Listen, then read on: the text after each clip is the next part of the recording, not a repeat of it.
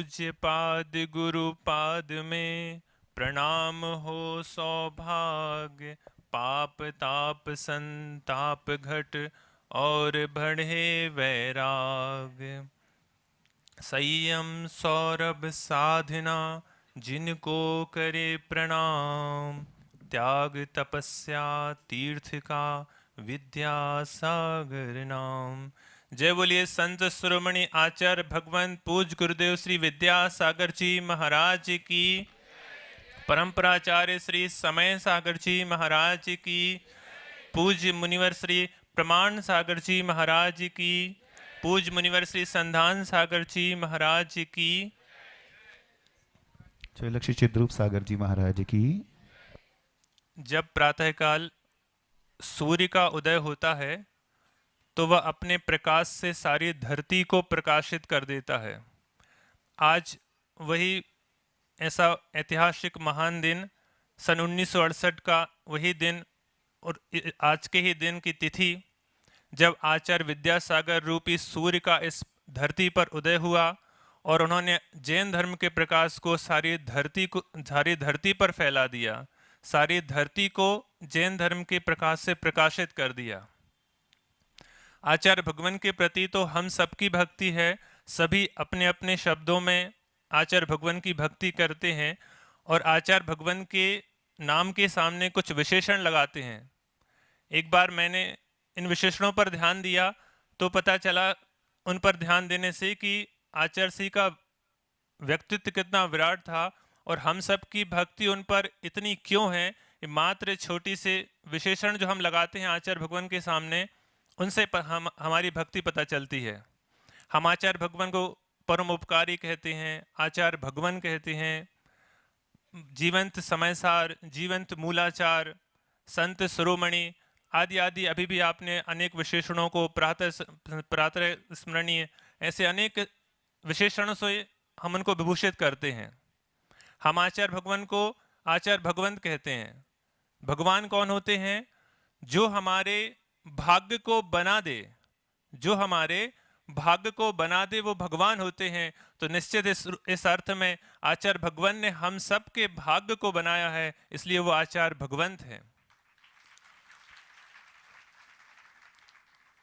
हम अनेक विशेषणों को पहले सुनते थे, पर जब पूज्य मुनिवर के माध्यम से पूज्य मुनिवर ने हम पर कृपा करके जो हमको शास्त्र अध्ययन करा रहे हैं, इस वर्ष इस चातुर्मास में पूज्य मुनिवर के मुखारविंद से हमें मूलाचार ग्रंथ का स्वाध्याय करने को मिल रहा है।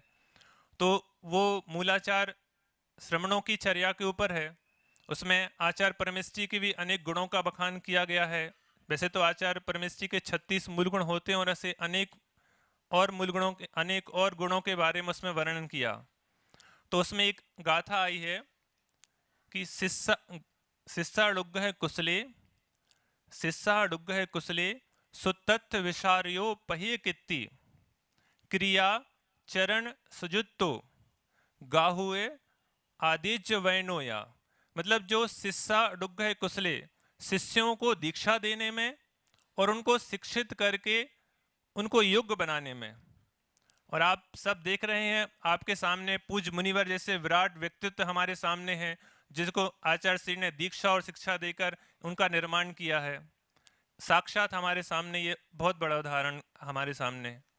दूसरा विशेषण उसमें दिया कि सुतत्थ विसारो, मतलब वो जिनवाणी के कथन करने में, उसके अर्थ का विस्तार करने में जो कुशल होते हैं। फिर कहा पहिए कित्ती, मतलब जिनका यश, जिनका प्रभावना, जिनकी ख्याति पूरे विश्व में फैलती है, ऐसे वो आचार्य होते हैं। और क्रिया चरण सुजुत्तो, जो अपनी क्रिया में और अपने आचरण में तत्पर होते हैं, जो अपने आचरण से ही धर्म की शिक्षा देते हैं, ऐसे आचार्य होते हैं। और अंतिम विशेषण बहुत महत्वपूर्ण, हम सब ने शास्त्रों को बहुत कम पढ़ा है, हमने भी आपने भी बहुत कम पढ़ा है, फिर भी हम जैन धर्म के बारे में, देव शास्त्र गुरु के बारे में बहुत कुछ जानते हैं। कैसे जानते हैं? हम सब ने आचार्य भगवान को सुना है। तो उस चौथे विशेषण में कहा जा रहा है कि गाहुए आदित्य वैंडोया, मतलब जिनके वचन को यह ही सही है ऐसा मान करके हम ग्रहण करते हैं, ऐसे आचार्य भगवंतों के वचन होते हैं। तो इन सभी जो भी गुण बताए गए उनमें आचार्य भगवान, जब पूज्य मुनिवर ये गाथा पढ़ा रहे थे, जब भी आचार्य परमेश्वर गुणों का वर्णन होता है तो आचार्य भगवंत की मूर्त हमारे सामने आ जाती है कि हाँ, हमारे आचार्य ऐसे ही तो हैं, हमारे आचार्य भगवान ऐसे ही तो हैं। तो साक्षात हम जब उन्हें जीवंत मूलाचार कहते हैं, तो जीवंत मूलाचार क्यों कहते हैं? जब मूलाचार को पढ़ा तो ये अपने आप बहुत अच्छे से यह लगा कि यही गुण तो आचार्य भगवान में। ऐसे अनेक गुण आचार्य परमेष्टि दुर्धर्ष होते हैं, मतलब अपने संकल्पों में दृढ़ होते हैं। आचार्य भगवान गंभीर होते हैं, आचार्य भगवान समुद्र के समान गंभीर होते हैं। आचार्य भगवान का जैसे चंद्रमा का निर्मल स्वरूप होता है, उनका आचरण निर्मल होता है।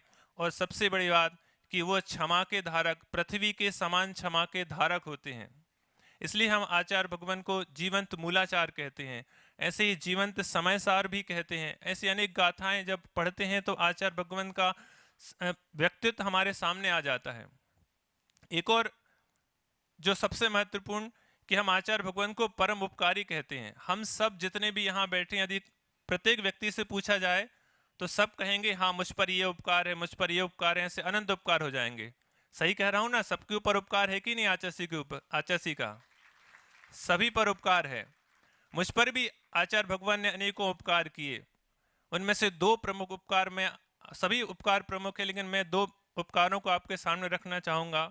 जैसा कि अभी कहा गया कि आचार्य भगवंत के पवित्र कर कमलों से अनेक प्रयासों के उपरांत उनके बार कई बार निवेदन करते थे, कहते थे भावना भाव।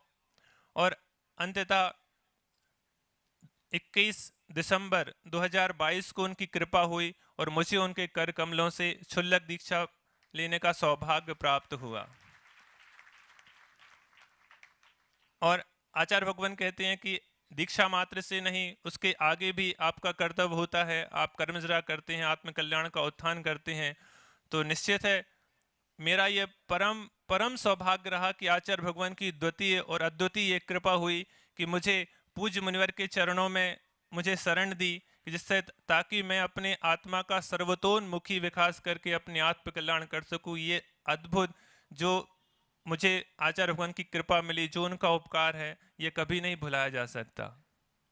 तो आचार्य भगवान की हम सब पर बहुत उपकार है, उनके बारे में जितना कहा जाए बहुत कम है। और मैं छोटा सा साधु में क्या कह पाऊंगा। हम सब तो पूज्य मुनिवर के मुखारबिंद से सुनेंगे। जैसा कि कल पूज्य मुनिश्री ने कहा था कि आचार्य भगवान सूर्य की तरह हैं, उनके गुणानुवाद करना दीपक की तरह है। लेकिन हम उस दीपक से भी आचार्य भगवान सूर्य की आरती उतारकर हम अपनी आत्मा की विशुद्धि बढ़ाते हैं। तो हम तो उन्हीं के चरणों में निवेदन करते हैं पूज्य भगवान, आपसे ही निवेदन है कि उनका गुणानुवाद, उनकी आरती करके हम सबकी आत्म कल्याण करने की कृपा करें। नमोस्तु।